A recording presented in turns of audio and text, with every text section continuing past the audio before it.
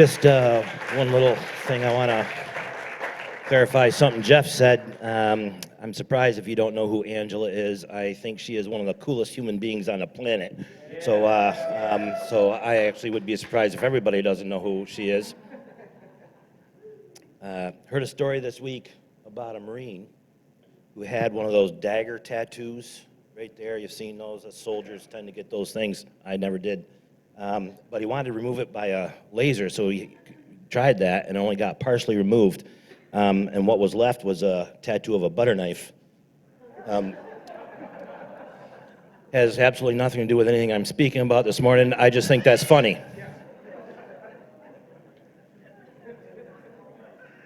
I really do think that's funny. So I'm going to try something new. This is not going to take long. I'm going to drop the mic today. I won't, Scott's listening, I will not break your mic, but I could really, and I thought about doing this, right, for effect, right, because I'm going to have some fun. If I think it's fun, it's fun. I hope you think it's fun too, but I'm not that worried about it, to be honest with you, because I'm going to have fun, right? So we're going to try to laugh a little bit here, but I'm going to tell, these two stories right here. I really want to just tell the stories and then just drop the mic, and I'm almost going to do that. Right, we're going to bring the worship team back up early, and we're going to finish praising God. Right? How's that sound? I'm going to mix things up a little bit. True story. Is Janiak here? Is Pat Janiak here? So he might be the only one that can. No, he's not. So FYI, I'm close to an avid golfer. I am close, and what keeps you from being an avid golfer is time and money. Right? Right? Time and or money. Right? So with the exception of time and money, I'm an avid golfer, and I'm really serious about it. And if you've golfed with me, you get an idea of just how serious. Listen, when I'm out on that golf course, I'm not out there strolling around enjoying nature. It's not what I'm out there for. I'm not out there to have fun. It's got nothing to do with fun.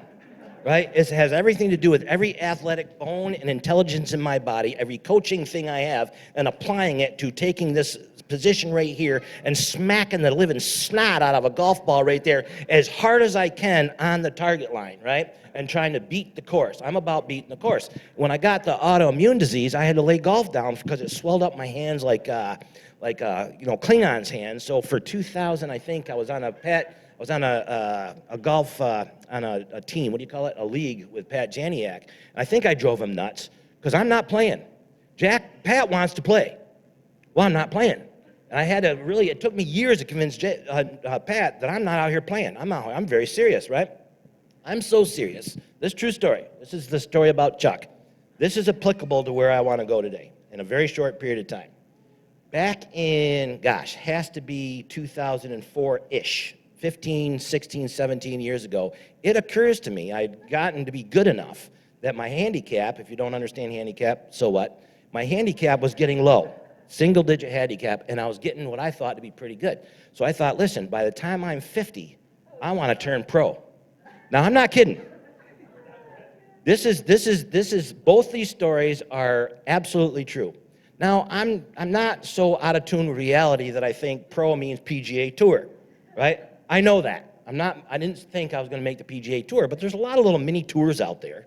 So I'm thinking I'm going to get really good. So what I did is, I'm going to get professional lessons. And so I studied it because if we're going to do something, we're going to do it to the best of your ability. And if you know me, you know anything I do is going to be with every bit of passion I have available to me. I do nothing without everything I have available to me in the terms of passion. So I researched it, and lo and behold, Rob and I had kind of started to do some vacationing down in the Myrtle Beach area, North Myrtle Beach, South Myrtle Beach, and I found a guy named Chuck Weick. Chuck was played on the PGA Tour for 10 years. He put on a golf school down there.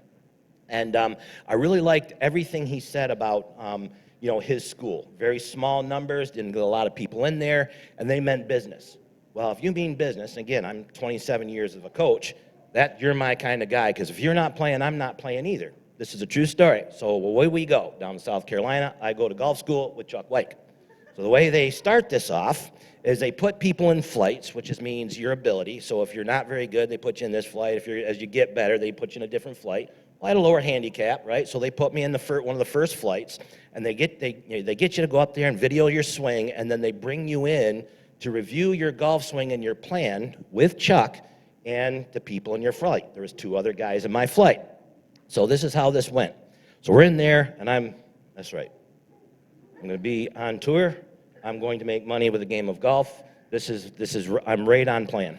And so Chuck starts off and he says, he has a video and he, goes a little bit, doesn't even play the little video. So we have your video here. And I see that your goal, John, was to, improve your short game. That's a great goal. I think you're worthy of that. I noticed you're not on plane a little bit, so we're going to work on your plane. We're going to work on, your approach to the golf ball. But, I think we got something to work with here. Then he went to, Frank.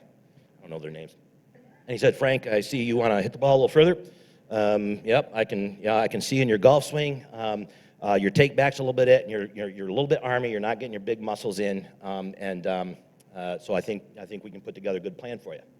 Then he stops and he goes like this, Dave. That already set off a red flag, because he didn't do that with John and Frank. He didn't go, Frank. So like, what's this all about? He said, I see. Let me ask you something, Dave. Do you like to fish? I said, indeed I do. And he said, you should give up golf and take up fishing. Now, this is true. Listen, that's a direct quote. I'm gonna be 90% accurate on the words he said. That's 100% accurate. Now the other guys are like, holy crap, what's going on here? Not to mention what I was thinking, right? I just paid $1,000 to this guy to tell me to give up the game of golf, right? Because I think I'm pretty good. Then he says, I see on your bio here that you coach football and basketball. Well, if you're a football player, I'd go right through you. Now he really got my attention. And then he said, if you're a basketball player, I'd go right around you. He says, in fact, I'll tell you what, I'm just going to offer you your money back for the school today. And if you guys, this is true, and if your family staying on site as part of a package, you can stay here as our guest for free. Now, this is a true story.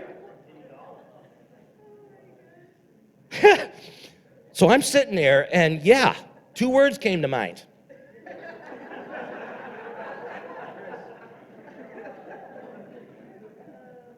The first word is not a bad word all by itself, but when you add it to the second word, it makes them both bad. And both the guys with me are like, now shaking in their shoes. And I'm ready to come off out of my chair, right? This is 15 years ago.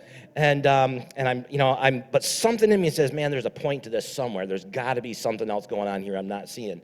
And I was thinking, I talked to Jacob Grove yesterday. By the way, Jacob sends his best. He's doing remarkably well. I spoke to him for an hour and 10 minutes yesterday about Jesus, and he led the conversation. I could hardly get a word in edgewise. And he is just doing, super well. But at any rate, finally Chuck said this, listen, man, you mad yet? I said, I really want to put my hands on you.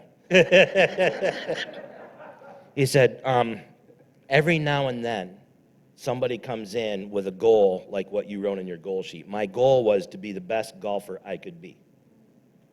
And my only point, Dave, is if you're a coach, so I'm going to coach. Listen, I'm a PGA Tour professional. So if you really want to be the best golfer you can be, there is, your approach to the game is not going to get you there. You have to change the way you're approaching the game. True story. Now, advance to story number 2 with the Lord, / playing the role of Chuck Weick. 3-4 months ago, I'm kind of, reviewing all the stuff that's, we all have in our, if we look at our assignment, right? So if we're going to go just a little bit here, negotiate around the board, give me 15 minutes. I'm asking individually for 15 minutes of your time. So if we have the we, which is the bride, we got a collective we have a local expression of the we. There is no we without me. I think that's something that sometimes we miss. It's not intuitive, right? So if we're talking about what Chuck was bringing me back to, he is returning me back to my goal. And sometimes he used straight talk. He used Straight Talk Express to return me back to the goal. And I'm going to share a story about, the last few months with the Lord, because I believe we're in a season, if you're willing, it's up to you, to hear the Lord do some straight talk. It's okay. But if you're willing, this is cool stuff. So here's my straight talk. 3-4 months ago, I'm, paying attention to. This is before the recent required review of our racial status in our country. So this is COVID. This is prior to that. This is now in COVID, and I'm looking at some of the things that are on my plate. And I said to the Lord, I said, Father, this is true. This is the same thing. I'm putting on my goal sheet. This was my goal sheet to the Lord. I want you to unleash me on the earth. Now, that should, what the stink? Who is this guy? Right? I mean, Chuck was probably doing the same thing, wants to be as good at golf as he is. This is what I meant by that. Listen, this isn't my ego talking. But it's occurring to me that for me, if we say me, we say we. It occurs to me that if we have an assignment, something that we're stated that we have a stated goal, the stated goals that I have in my life, I need signs and wonders to accomplish those goals. So what I was calling on is the Lord. I was saying to him, in essence, and all I said to him was, I want you to unleash me on the earth. But what he knew I was asking for is what my best understanding of what he was promising in John 14 all through Scripture, but in particular John 14 through 17, and in Romans 8, Ephesians, the whole 9 yards. Right? I was saying to him, listen, I want through my life, through the signs and wonders, through the fruit of my life, for the earth to have to come to terms with who you are because of my life. That was what I was saying when I said it, and he knew it, right? Lest you think that I want to be the greatest golfer on the planet or the greatest Jesus guy on the planet. No, it's not playing a role. I felt like I needed access to the promises as my best understanding to be able to accomplish what I wanted to accomplish. So I said that, and he went quiet. So unlike Chuck, the Lord didn't respond to my goal. It was a lot like, saying to your future spouse, your future bride or future husband, I love you. And they go quiet. And don't speak for 2 months. That's a matzo ball out there. I love you. That's what I felt like the Lord was doing. And I just kept hearing that for 2 months. And I'm like, well, I know you heard me. I know you heard my heart. I know that I'm a goof, and I know you know that I'm a goof, and I know that you know that I know that I'm a goof, but I'm a bold goof. And I feel like you're cool with that, but I don't understand why you're being quiet. All right, I'm not saying this stuff yet. This is kind of my process. This is story number 2. When I finish the story, I'd love to drop the mic. I really would. 2 months later, I stood up here during corporate prayer before church. I was playing with Sean on the guitar, and towards the end of the prayer, he said, if I give you what you asked for, what will you do with it? And it was 2 months, and he knew, and I knew what he was talking about. He was referring to my request, and he gave me a glimpse of what my current level of maturity would do with it. And I found no path forward for me being given what I was asked for and not finding a way to draw glory to myself. And he showed me in these little glimpses, all these little ways that I would draw glory to myself, that I would make it about me, that I would use me as the hero of my story, my life as the example. This just happened. This is the Chuck Weick. And I sat there back there, and it stunned me so much. I mean, it didn't hurt yet. It took a while because the occurrence itself is like, oh man, like froze me in time for a little while, maybe a week, where I was like,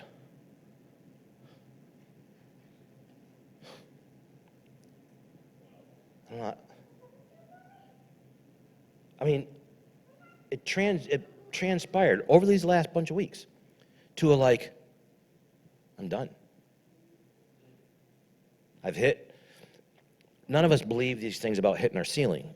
And I would never articulate that. And I wouldn't even articulate, I don't know as I would, because I don't believe that. So I'm not going to go there. But I'm like, oh. What I understood, what I was walking through was what I thought was a no. Chuck wasn't telling me no.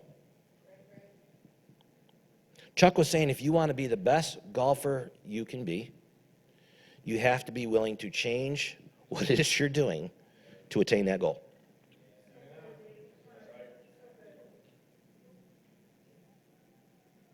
Now here I am with the Lord. It's not a lofty goal. This is I call a promise. This is if our life as the bride, if we're to bring healing balm, if we're to be a conduit to a world. If our life, by being on the planet, is to advance the kingdom of the Most High God. All I was saying is I need signs and wonders. I don't need signs and wonders for you. I don't care whether I do signs and wonders in here. I don't even know if I'm going to try much. Maybe. But out there, so I got to the place where I began to somehow give up a little bit. Give up on my dream of becoming the greatest, tour golfer, which, by the way, I have officially given up on. I found out I'm just not that good at golf. I hit the ball a long ways. I can hit nice shots, but all right, I digress. A week ago, 2 weeks ago, one of the 2 o'clock in the morning sessions, I'm sitting there and I'm like, okay, Father, I trust you, so I'm just going to say yes to whatever it is that you have for me to do at any capacity, and I'm good with it. So I'll just go forward without that request, and I'll take that, and maybe I can find a way to train and equip some younger people to deal with the wounds in their life that linger to the point where they're not accessing all we have to access. Was my place. And the Lord was like, I didn't say no. All I asked you is what you would do with it. This is really the point where I just soon bring the worship team back up, and in 9 minutes we're gonna end early. A couple of points on this. First of all,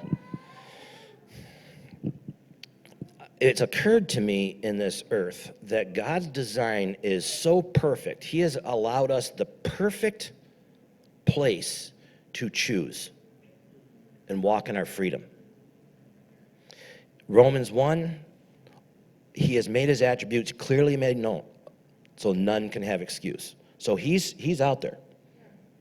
Can't deny he's out there unless you want to.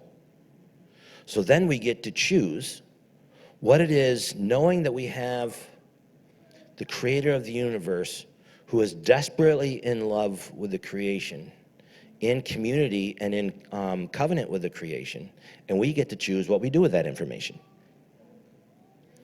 If I was going to say, this isn't all correction. This wasn't, I didn't actually view this as correction from the Lord, by the way.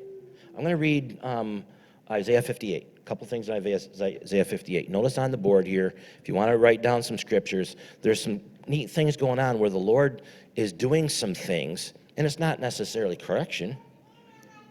It's if you want something, are you willing to do what it takes to get the thing that you're asking? Because our behavior is what dictates that, not the thing, not the request.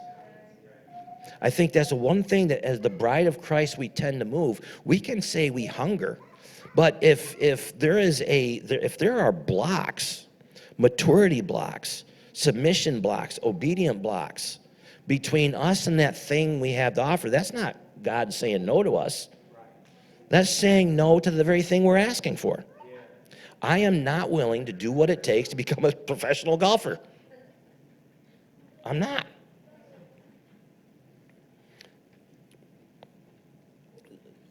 So all I wanna do, man, you guys can come up. I mean it. I'm leaving this.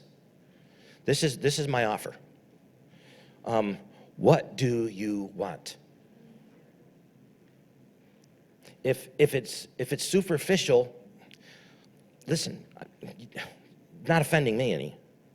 But if all we look for is superficial stuff, all we have to offer, culture, is superficial. So don't tell me you're about changing culture if all you're searching for in the things of God is superficial stuff, which is none of my business. But I would suggest that the we is not as strong if the we is after superficial stuff. Sometimes it's not correction, it's stale. So like I'm like, oh, my approach is stale. The approach I had to get me to where I'm accessing and the fruit of my life and how I'm approaching things, God was good for a season, but through either just the gimmick of the life of just trying to find gimmicks that don't exist, or even maybe an adversary onto my style. And maybe finding a way to try to circumvent things that used to be productive for me is no longer productive for me. So now sometimes with the Lord saying, hey, what you were doing back there, which is great, is stale now. It's not your fault. It's stale. And I'm telling you directly. And you might not hear my voice, but if you look at your circumstances or look at the world and you miss it, that's pretty much on you. This is the point I have right down here. Sometimes God speaks so loudly, we shouldn't miss it. We have to choose to miss it. I think we're in a season right now, bride, that we have to choose to miss what he's doing. It's so blatant in front of us, right?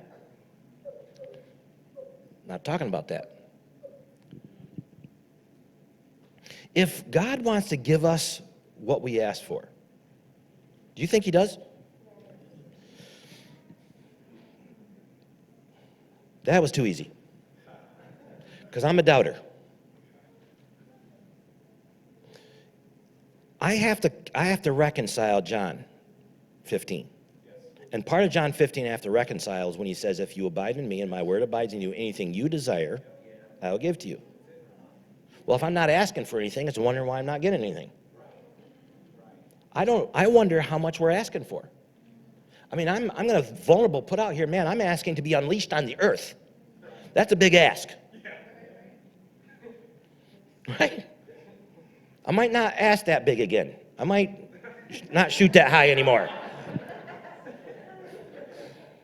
Shot a little high.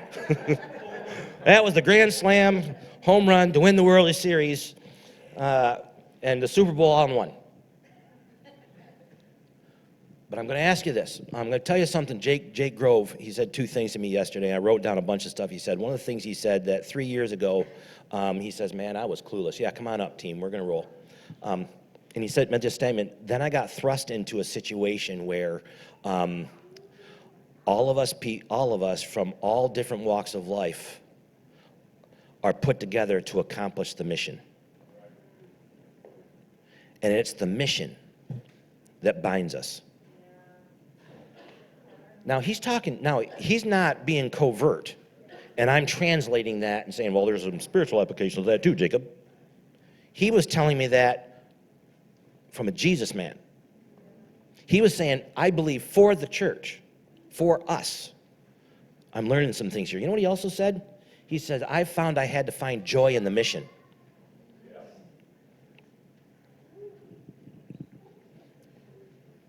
Okay.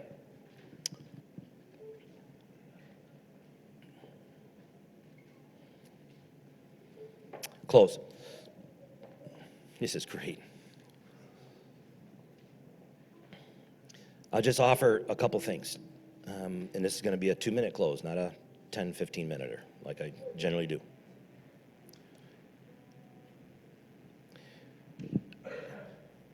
Spend some time right now, not maybe this moment, but today, start today. It's my offer. This week. And come to terms what you want. What are you asking for? And I would humbly ask that this particular session is on behalf of culture and the bride. Because here's what I see. We're stinking losing hope, man. We're allowing the things that are seen to influence our approach to life. And I believe what we're challenged to do is influence the things that are seen. What do you want?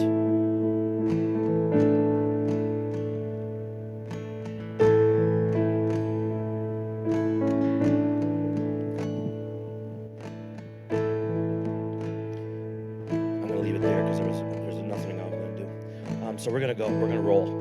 We're going to get back in it and let's get loud. I'm going to, after we close, I'm going to come up, and if anybody wants prayer, I'm going to pray for this specific thing. 15 seconds. I'm going to stay here until anybody that wants prayer about this gets 15-second prayer. All right? That's the word.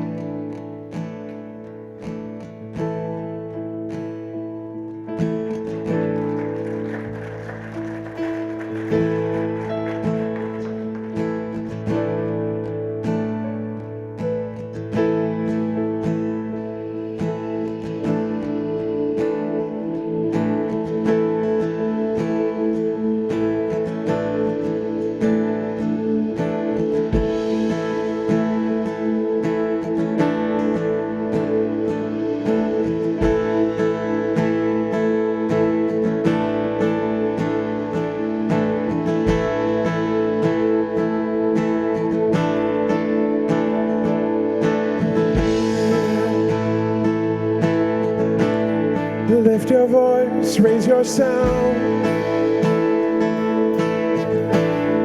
Let your voice be heard today.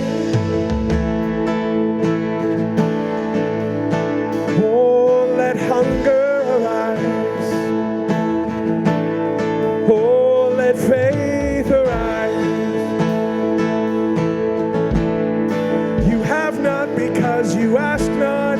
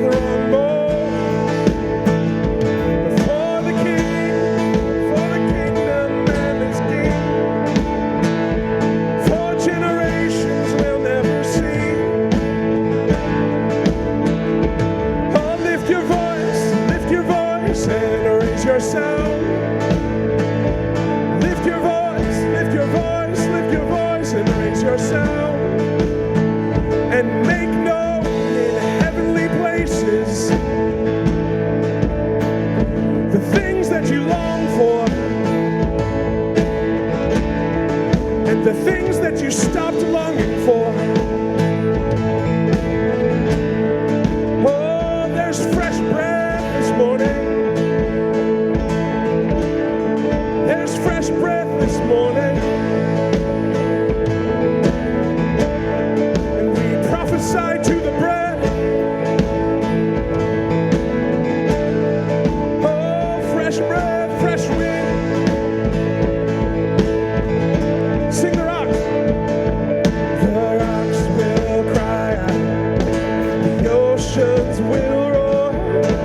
Mountains will bow to the name of the Lord. He's our God. He will be praised. The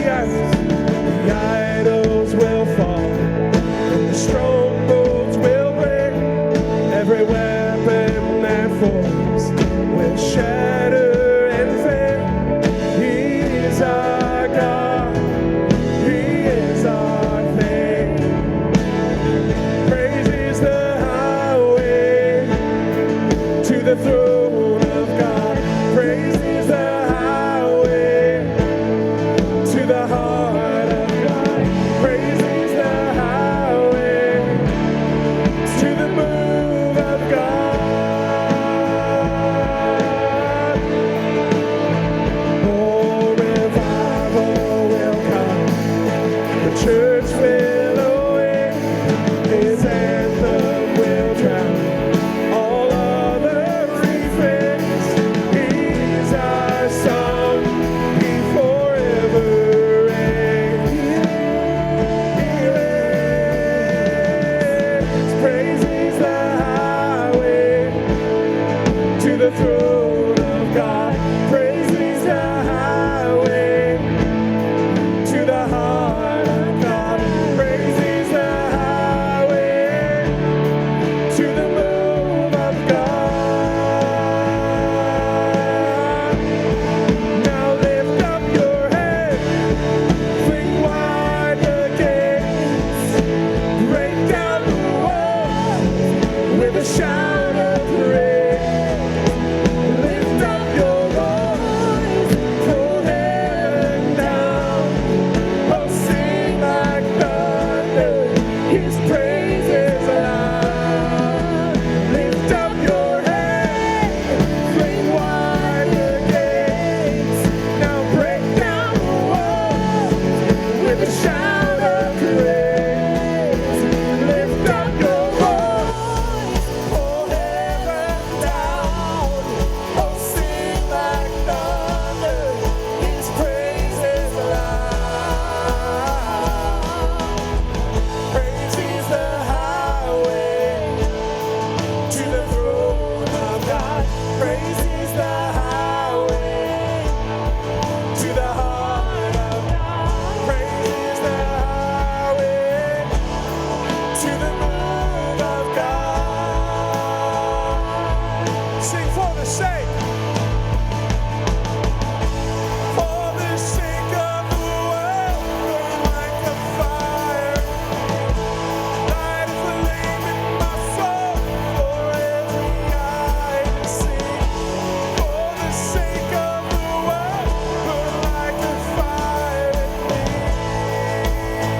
Hey, for the sake of the world. For the sake of the world, burn like a fire in me.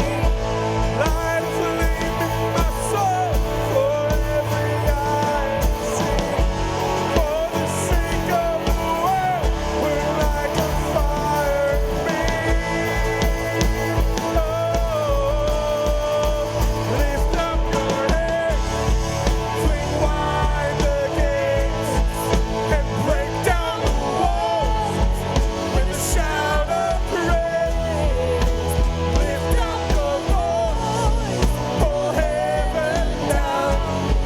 Oh, sing like thunder, his praise is loud. Sing it again. Lift up your head, fling wide the gates, break down the walls with a shout of praise. Lift up your voice, pull heaven down. Oh, sing like thunder, his praise is loud. Praise is the highway to the throne of God. Praise is the highway to the heart of God. Praise is the highway to the move of God. Right now, all over this room and all over this valley, just pray your boldest prayer right now. Come on, whatever's been in your heart to be released or to released, whatever that is, just begin to release bold prayers. Come on, now to him who is able to do exceedingly and abundantly above all that we could ask or think. To him be the glory. To him be the glory. To him be the glory. Oh, come on. That verse says, according to the power that works within us. Come on. Every saint of God has a power that works within us. Come on, pray your boldest prayer. Release it into the atmosphere this morning.